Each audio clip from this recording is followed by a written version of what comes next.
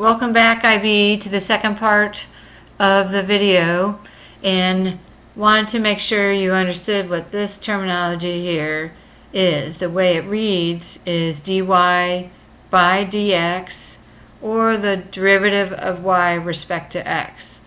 Make sure you have that written in your notes. It's really important as we start building on this notation.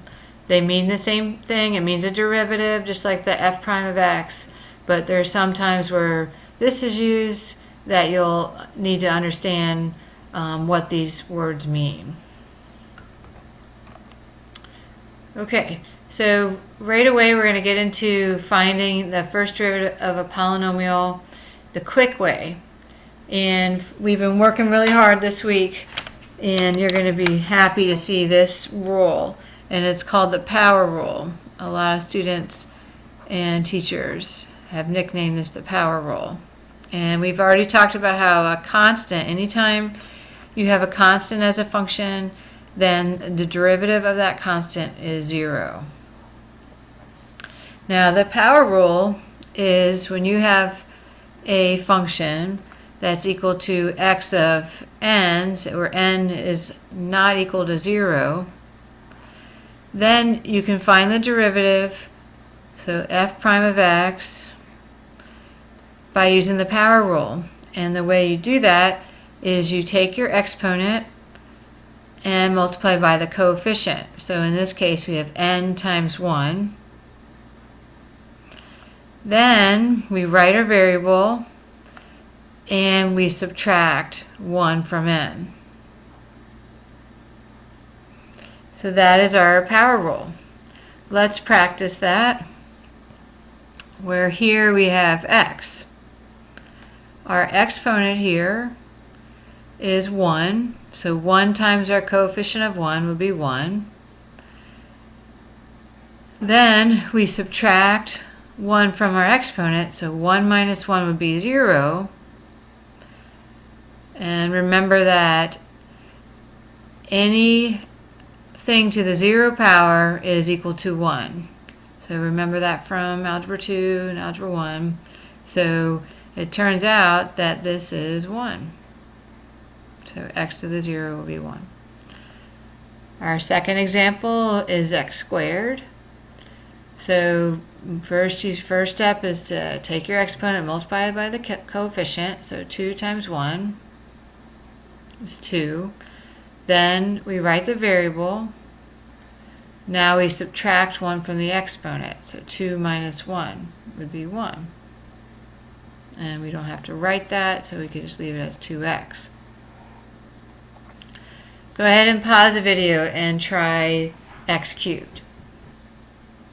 Okay, you should have gotten 3x squared, because 3 times 1 is 3. All right, write down our x and then subtract 1 from 3. Now, remember what a negative exponent is. Remember, a negative exponent means that it could be moved to the other place. So if it was in the bottom, the denominator, it would, usually we always have to keep positive exponents, so we would move it up to the numerator. Once you move it, you lose the sign. So in this example, if it's in the numerator, you're going to move it down and lose the sign. Okay, so remember what a negative exponent means. The reason it's written with a negative exponent is we're going to do that for all of our rational expressions if we can, because it'll help use the power rule. So now I have it in the same format where I have a variable to a power. So I'll do negative 1 times my coefficient, so that'd be negative 1, and then negative 1 minus 1 would be minus 2. Normally you'd have to put it back in the correct form, so that'd be negative 1 over x squared. Okay, go ahead and pause the video, try these next two. Okay, so you should have gotten For x to the negative 2, the derivative would be negative 2 over x cubed. And then for x to the negative 3, the derivative would be negative 3 to x over 4. Last, I want to bring back x to the 1/2. We've talked about that already. Remember, that would mean square root of x. And you would change any of your square roots or cube roots to, remember, you do the exponent over the index so that you can use the power rule. So again, you have the power times the coefficient, so 1/2 x, and then we subtract 1 from 1/2, so that would be a negative 1/2. So that would end up being 1 over 2 times the square root of x. Okay, go ahead and pause again and try this last one.